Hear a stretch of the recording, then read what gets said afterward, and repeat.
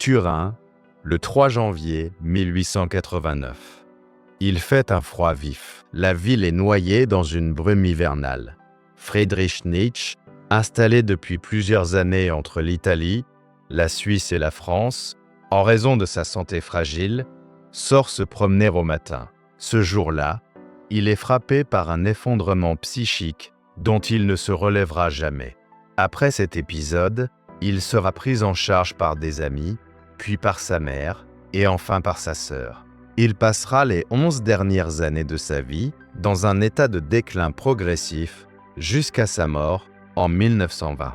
Quant à ce qui s'est réellement produit dans la rue, les récits divergent. La version la plus répandue raconte que Nietzsche aurait vu un cocher maltraiter son cheval, qu'il se serait précipité vers l'animal, l'aurait enlacé et aurait éclaté en sanglots avant de s'effondrer. La scène est répétée depuis plus d'un siècle par biographes et vulgarisateurs, même si les historiens rappellent qu'aucune preuve directe ne permet d'en confirmer chaque détail. Ce qui est certain, en revanche, c'est qu'après cette journée à Turin, Nietzsche ne fut plus jamais le même. Mais l'essentiel n'est peut-être pas la scène, c'est l'idée. Quelques années plus tôt, Nietzsche avait écrit une phrase appelée à marquer durablement l'histoire de la pensée occidentale. Dieu est mort. Elle apparaît dans Le Gai Savoir, publié en 1882, puis trouve un développement plus ample dans Ainsi parlait Zarathustra. Cette formule n'était pas une simple provocation anti-religieuse. Elle ne visait pas seulement le christianisme de manière superficielle. Elle formulait le constat d'un bouleversement culturel profond. Lorsque Nietzsche affirme que Dieu est mort, il ne prétend pas qu'un être divin aurait disparu. Il décrit l'effacement de la foi dans les valeurs absolues qui, pendant des siècles, avaient structuré la vie morale européenne. Le christianisme, l'idée d'un ordre transcendant, la conviction qu'il existe un sens ultime garanti par une instance supérieure, tout cela cessait progressivement d'être le socle incontesté de la modernité. Et c'est ici que se noue la véritable question. Si Dieu n'est plus le fondement du bien et du mal, sur quoi repose désormais la morale? S'il n'existe plus d'ordre transcendant pour assurer le sens de l'existence, qui ou quoi en répond? S'il n'existe plus d'instance suprême pour juger nos actes, qu'est-ce qui nous oblige encore? Ces questions ne sont pas d'ordre théologique. Elles sont existentielles. Au XIXe siècle, l'Europe traverse des mutations profondes. La révolution industrielle bouleverse les structures sociales. Les progrès scientifiques remettent en cause les explications religieuses traditionnelles. La critique biblique, le darwinisme, le rationalisme ébranlent des certitudes qui, durant des siècles, semblaient indiscutables. Le progrès technique avance, mais il s'accompagne d'un sentiment croissant de désorientation morale. Nietzsche ne crée pas cette crise. Il l'aperçoit et l'énonce avec une lucidité presque brutale. Mais il n'est pas seul. Avant lui, Søren Kierkegaard, philosophe danois né en 1813, avait pressenti une autre dimension du problème. Alors que la philosophie dominante de son temps, notamment le système de Georg Wilhelm Friedrich Hegel, cherchait à édifier de vastes constructions rationnelles englobant la totalité du réel, Kierkegaard déplace le regard vers l'individu concret, l'expérience intérieure, l'angoisse. Kierkegaard ne rejette pas la foi. Sa pensée s'enracine profondément dans le christianisme, mais il met au jour une inquiétude majeure. Même au sein d'une société officiellement croyante, l'individu peut vivre dans l'inauthenticité. Il peut se dissoudre dans la foule, se réfugier dans les conventions, s'abriter derrière une religiosité de façade. En 1844, il publie le concept de l'angoisse. Il y décrit l'angoisse comme le vertige de la liberté. Non pas une simple peur, mais le trouble qui surgit lorsque l'être humain se découvre face à la possibilité de choisir. Et le lien est direct. Car lorsque les valeurs ne sont plus données comme des évidences indiscutables, choisir devient plus exigeant. S'il n'existe plus de normes transcendantes clairement établies, la responsabilité retombe entièrement sur l'individu. Le problème n'est pas seulement l'absence de Dieu. Le problème, c'est la liberté. Au XXe siècle, après les guerres mondiales, cette liberté sera poussée jusqu'à ses conséquences extrêmes par Jean-Paul Sartre. Sartre affirme que l'existence précède l'essence. L'être humain ne naît pas avec une nature ou un but prédéterminé. Il existe d'abord, puis il se définit par ses actes. Et de là découle une conclusion radicale. Nous sommes condamnés à être libres, condamnés parce qu'il nous est impossible de ne pas choisir. Même refuser de choisir est encore un choix. La ligne qui relie Kierkegaard, Nietzsche et Sartre n'est ni homogène ni doctrinale. Leurs conclusions divergent. Mais tous affrontent la même blessure culturelle. Comment vivre lorsque nous ne pouvons plus nous abriter derrière des certitudes absolues, tenues pour évidentes? Nietzsche propose la création de nouvelles valeurs. Kierkegaard insiste sur le sceau de la foi et la responsabilité singulière devant Dieu. Sartre soutient que, sans Dieu, nous sommes entièrement responsables de ce que nous faisons. Trois réponses différentes face au même abîme. Et cet abîme n'appartient pas seulement au XIX ou au XX siècle. Il est toujours là, aujourd'hui. Quand quelqu'un affirme « chacun a sa vérité », il assume, sans toujours le savoir, une conséquence directe de cette mort culturelle de Dieu. Lorsque l'on soutient que la morale est relative, qu'il n'existe pas de fondements objectifs, que tout dépend du point de vue, on avance sur le terrain que Nietzsche avait déjà décrit. Mais la question n'est pas de savoir si ce diagnostic est exact. La véritable question est ailleurs. Si Dieu n'existe pas, qui répond de tes actes? Pour comprendre pourquoi l'existentialisme ne naît pas comme une simple mode intellectuelle, mais comme une nécessité historique, il faut s'arrêter à Copenhague, dans la première moitié du XIXe siècle, et observer attentivement Søren Kierkegaard. Kierkegaard naît en 1813 dans une famille aisée et profondément religieuse.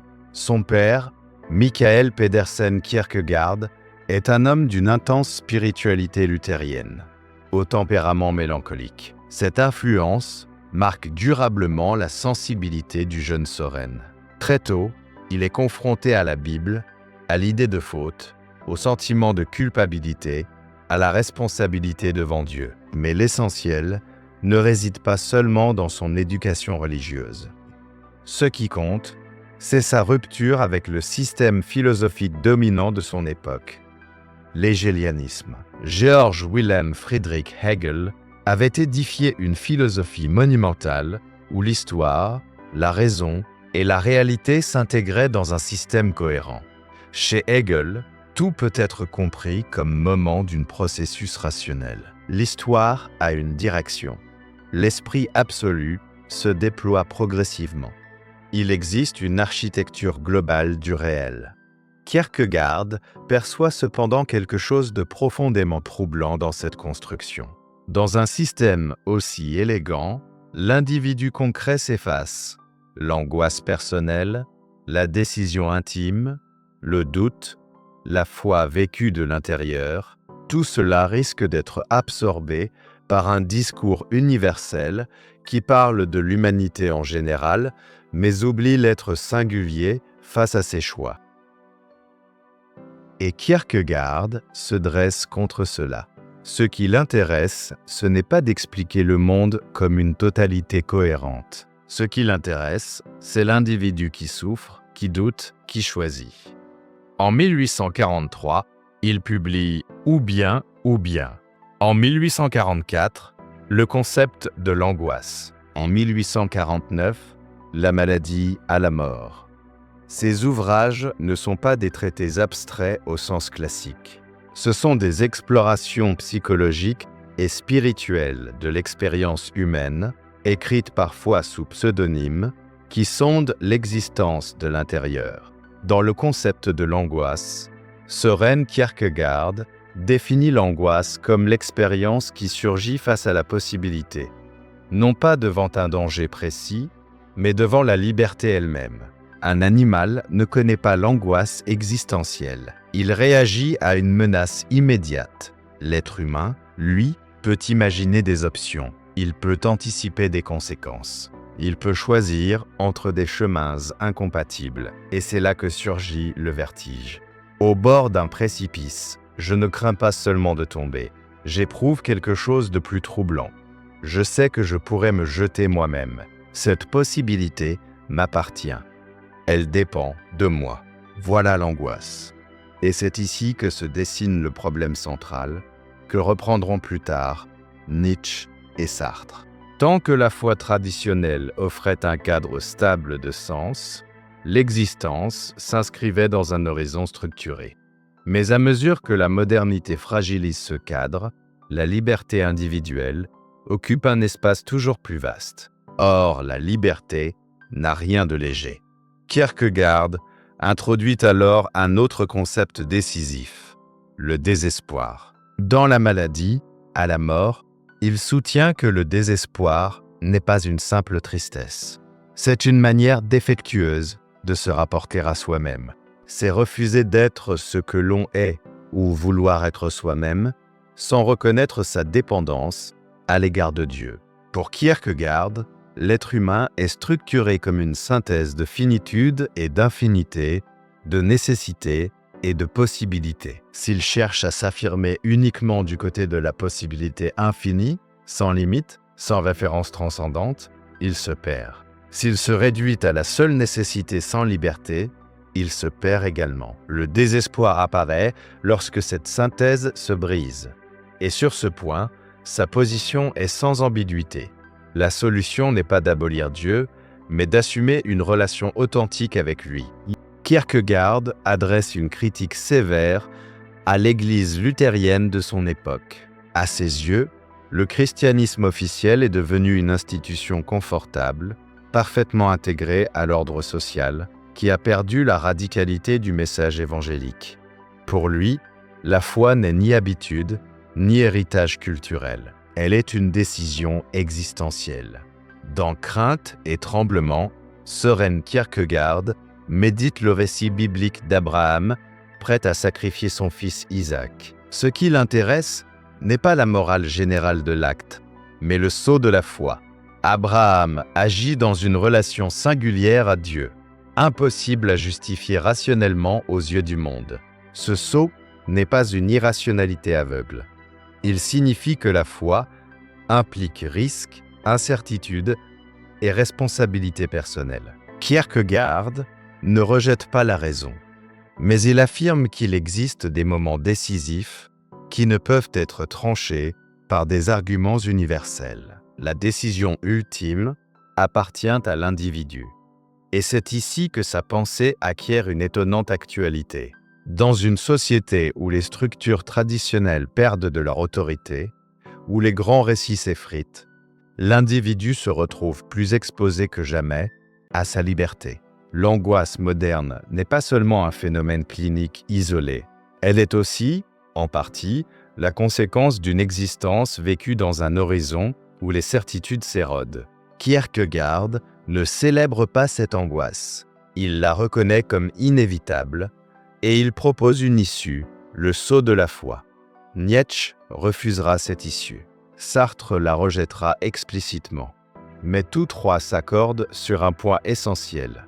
L'être humain ne peut pas se dissimuler indéfiniment dans la masse. Kierkegaard introduit la distinction entre l'individu et la foule. La foule dilue la responsabilité. Quand tout le monde agit, plus personne ne semble vraiment responsable. Lorsqu'une norme est collective, l'individu se sent protégé par la structure sociale. Pour Kierkegaard, cependant, la vérité est toujours subjective au sens existentiel.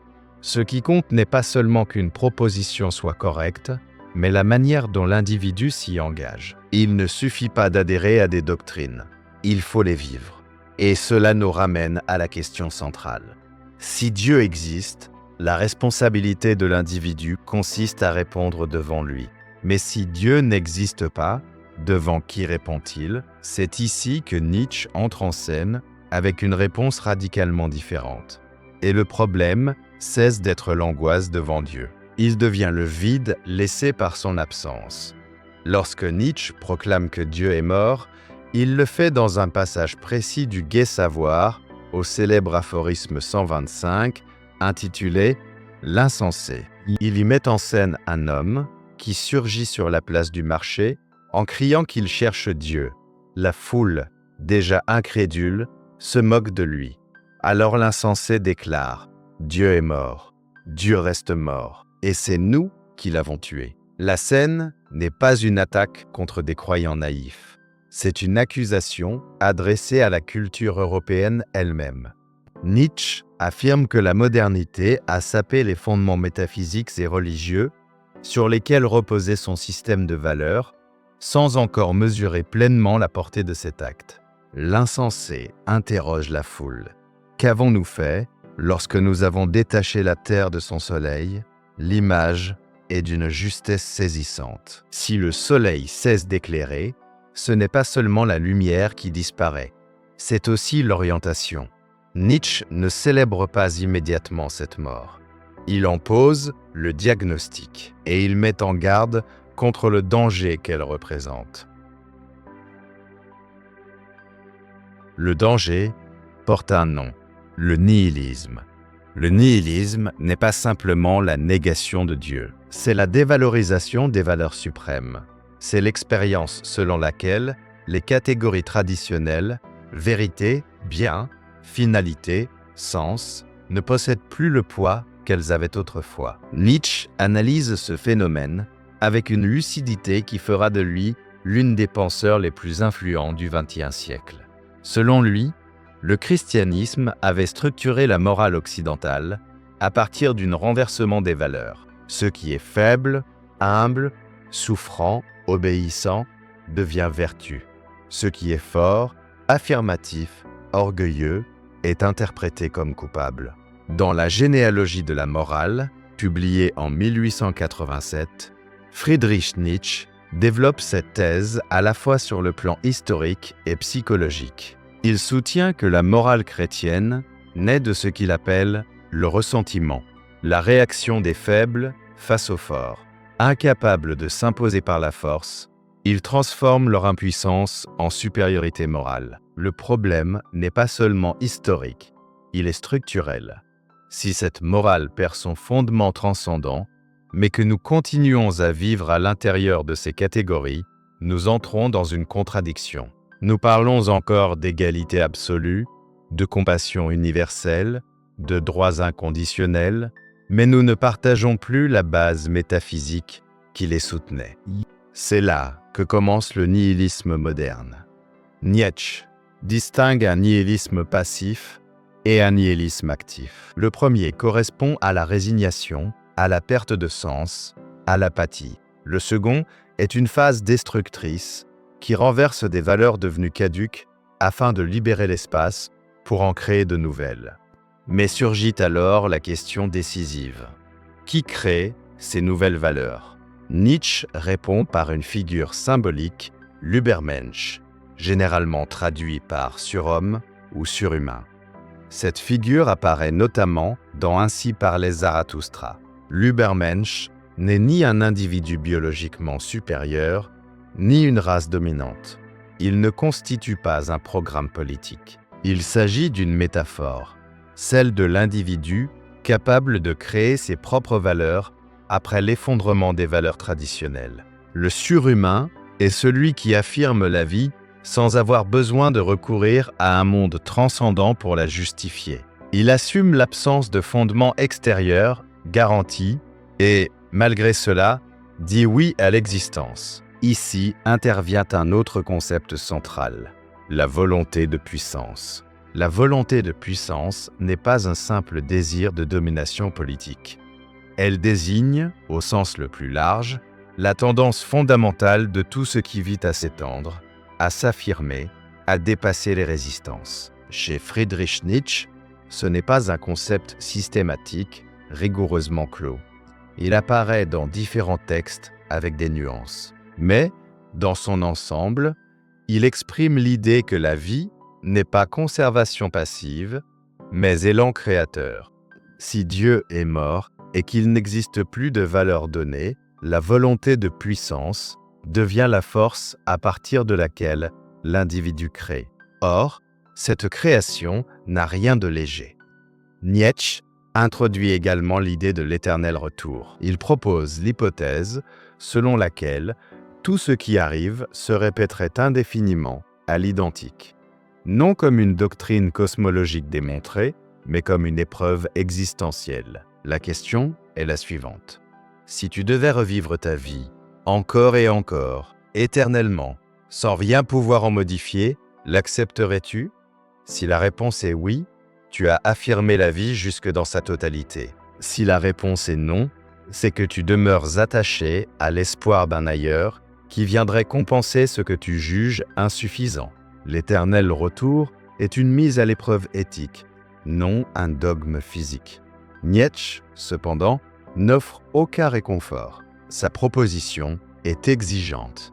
Elle implique d'abandonner la sécurité d'un ordre transcendant et d'assumer le risque de la création. Et c'est ici qu'apparaît une tension impossible à éluder.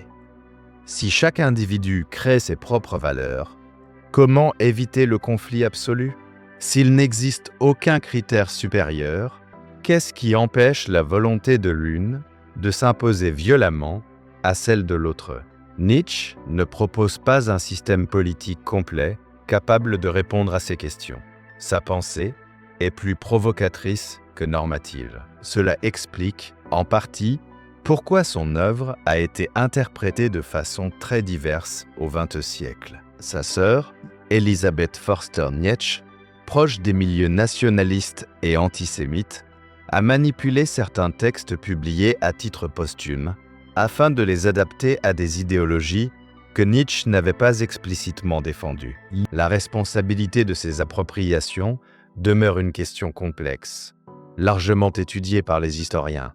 Ce qui apparaît clairement, en revanche, c'est que Friedrich Nietzsche ne fut pas un théoricien systématique du totalitarisme. Il fut un critique radical de la culture occidentale, cherchant à tirer jusqu'au bout les conséquences de la perte d'un fondement transcendant.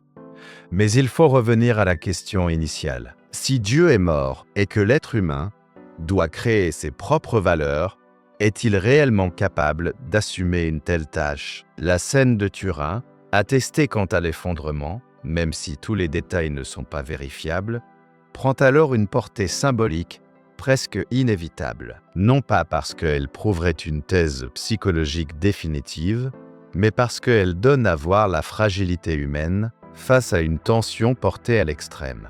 Nietzsche a voulu libérer l'être humain des tutelles transcendantes. Mais une liberté absolue n'est pas un état confortable, c'est un poids. Et ce poids sera formulé de manière encore plus directe par Jean-Paul Sartre au XXe siècle. Car si, chez Nietzsche, la mort de Dieu ouvre un espace pour la création, chez Sartre, elle devient une condamnation. Une condamnation à la liberté. Lorsque Jean-Paul Sartre affirme que l'existence précède l'essence, il ne propose pas une formule poétique. Il énonce une thèse ontologique rigoureuse. Elle apparaît de manière systématique dans L'Être et le néant, publié en 1943, puis est exposée de façon plus accessible dans sa conférence « L'existentialisme est un humanisme » en 1946. L'idée est simple, mais radicale. Si Dieu n'existe pas, il n'y a pas de nature humaine conçue d'avance dans une intelligence divine. Il n'y a pas de plan inscrit avant notre naissance. Il n'existe aucune essence préalable qui déterminerait ce que nous devons être. D'abord, nous existons. Ensuite, à travers nos choix, nous devenons ce que nous sommes. Sartre ne parvient pas à cette idée à partir d'une spéculation théologique, mais à partir d'une analyse phénoménologique de la conscience, nourrie par Edmond Husserl et également par Martin Heidegger. Dans L'Être et le néant, il distingue là être en soi Et là, être pour soi. L'être en soi désigne le mode d'existence des choses. Massif, plein, sans manque. L'être pour soi, c'est la conscience humaine. Ouverture au monde, pouvoir de négation, champ des possibles. La conscience n'est pas une chose parmi les choses. Elle est distance à soi, faille, capacité de se remettre en question. Elle peut toujours se projeter vers ce qu'elle n'est pas encore. Et c'est là que surgit la liberté. Pour Sartre, l'être humain n'est pas libre de temps en temps. Il est liberté. Même lorsqu'il semble pris dans des déterminismes sociaux, économiques ou psychologiques, il conserve toujours une marge, fût-elle infime, quant à l'attitude qu'il adopte face à ces situations. Il peut se résigner, se révolter, se justifier, se transformer. Cela ne signifie pas nier les conditionnements. Sartre ne prétend pas que nous disposions tous du même pouvoir matériel. Il affirme simplement que, même à l'intérieur de contraintes bien réelles, nous demeurons responsables de nos choix, et la conséquence est radicale. S'il n'y a pas de Dieu, pas de nature humaine prédéfinie, pas de valeurs objectives données d'avance, alors nous portons l'entière responsabilité de ce que nous faisons. Dans l'existentialisme est un humanisme. Sartre le formule sans détour. L'homme est condamné à être libre. Condamné parce qu'il ne s'est pas choisi. Mais une fois jeté dans le monde, il répond de tout ce qu'il fait, et pas seulement de ce que nous faisons, mais aussi de ce que nous choisissons de ne pas faire. Ce point est décisif.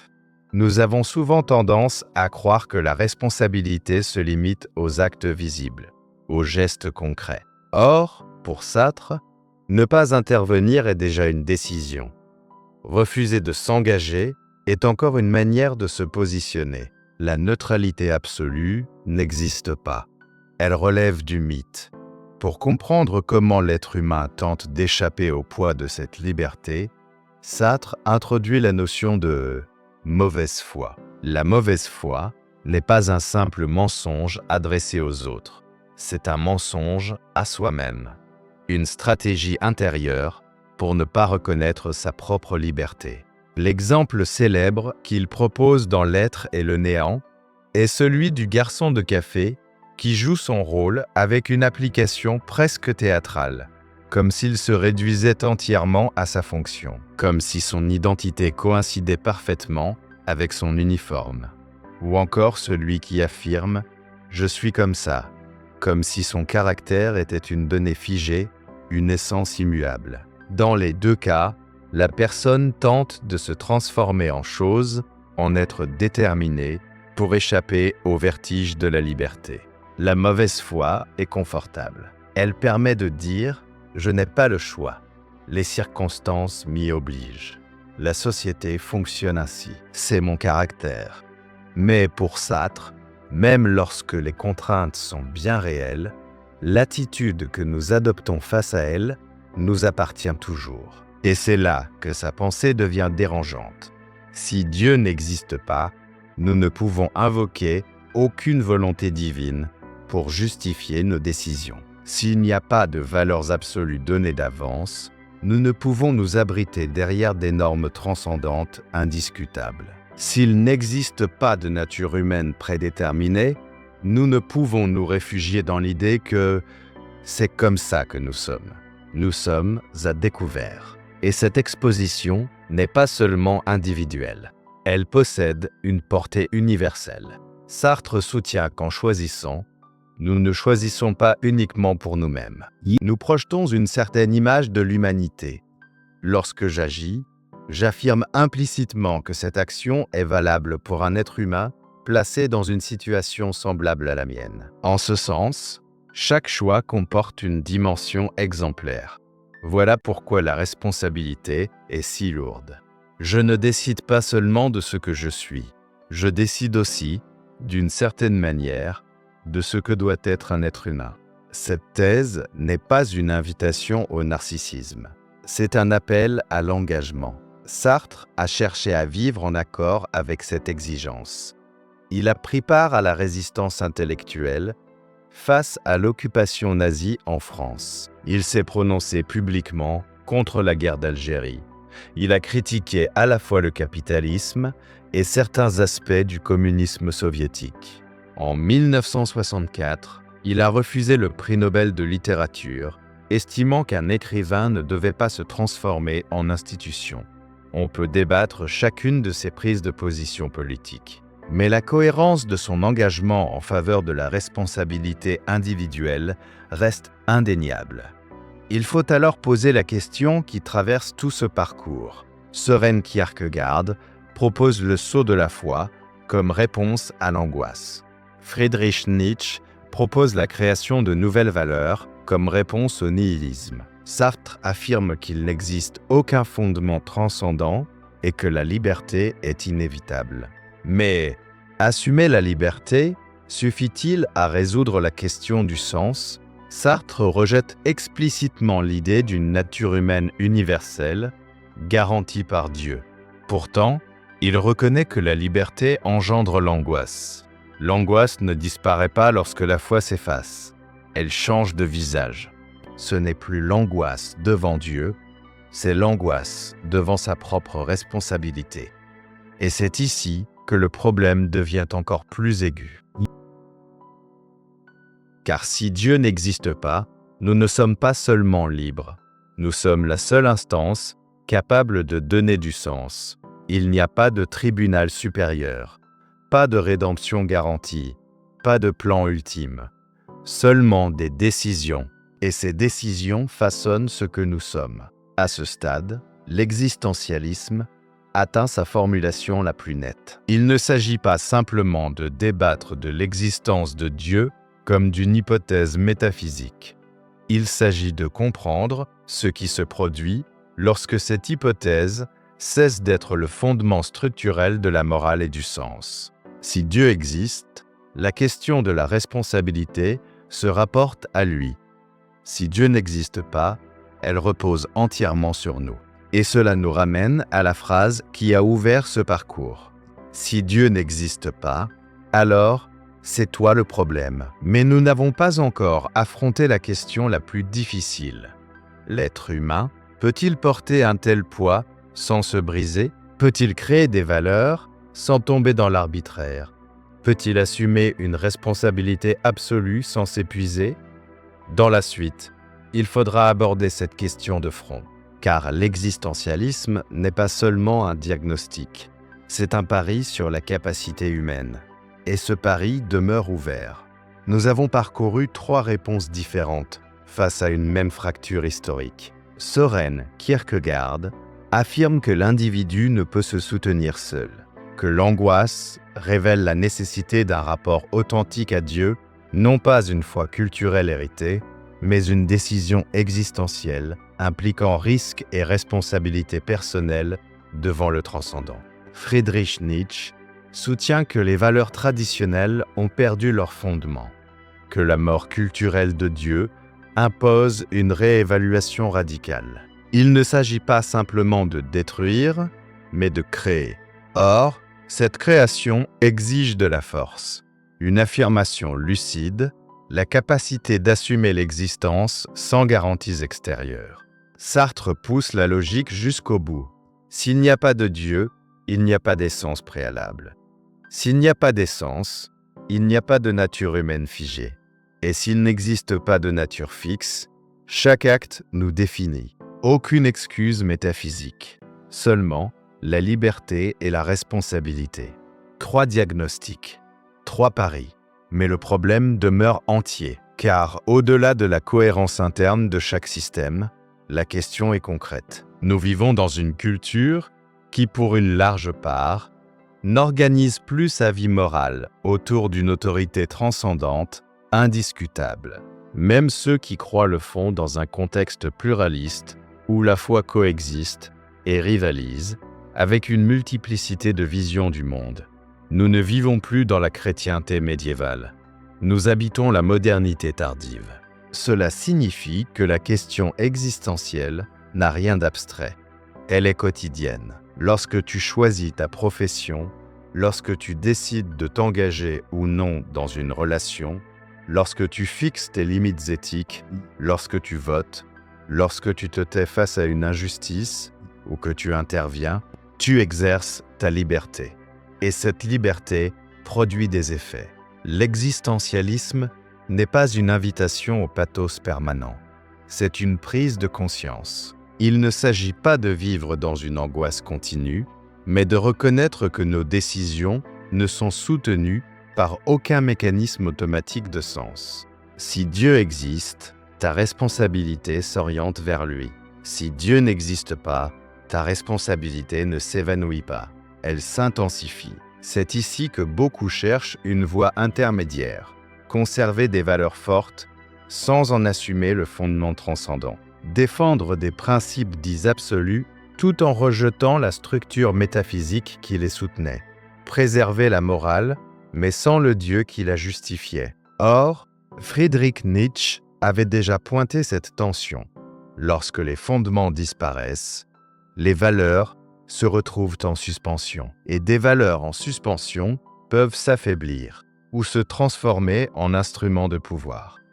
Sartre, lui, accepte le vide et affirme qu'il nous revient de créer sans nous appuyer sur des absolus.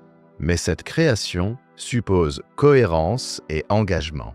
Elle n'a rien d'un caprice. Elle n'est pas un relativisme confortable. Søren Kierkegaard, de son côté, avertit que sans un rapport authentique au transcendant, l'individu risque de se perdre dans le désespoir. Nous ne sommes pas contraints d'adopter l'une de ces réponses comme définitive, mais nous ne pouvons pas éluder la question. Sur quel fondement construis-tu ta vie ? Si tu affirmes que Dieu n'existe pas, il te faut expliquer comment tu soutiens tes valeurs. Si tu affirmes que Dieu existe, il te faut te demander si tu vis en cohérence avec cette affirmation.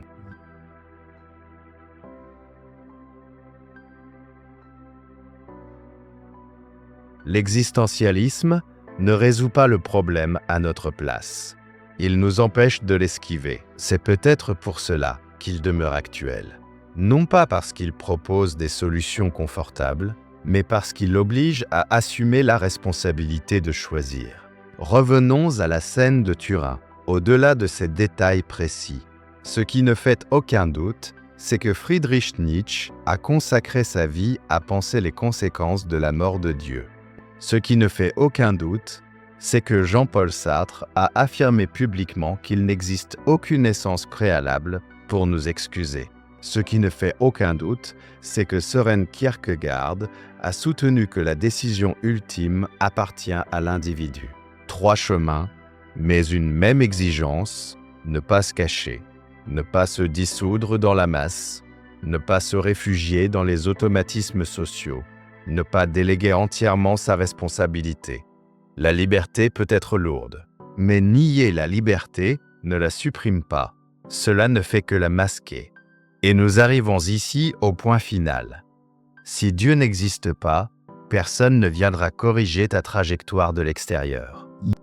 Si Dieu n'existe pas, personne ne garantit à tes valeurs un appui cosmique. Si Dieu n'existe pas, le sens n'est pas donné. Cela ne signifie pas que la vie soit dépourvue de valeur. Cela signifie que la valeur dépend de la manière dont tu la vis. La question n'est pas de savoir si l'univers porte en lui un dessein inscrit d'avance. La question est de savoir si toi, tu agis comme si ta vie avait un sens. Car même celui qui affirme que tout est absurde adopte déjà une position qui oriente sa conduite. Il n'existe pas de neutralité absolue. Ainsi, au-delà des débats théologiques ou métaphysiques, demeure une interrogation inévitable. Si Dieu n'existe pas, es-tu prêt à assumer pleinement la responsabilité d'être celui que tu es ? Pas en théorie, pas dans une simple discussion, mais dans tes décisions concrètes. Car peut-être que le véritable problème n'est pas l'existence ou l'inexistence de Dieu. Peut-être que le véritable problème est que, quoi qu'il en soit, tu ne peux pas ne pas choisir. Et choisir t'engage toujours.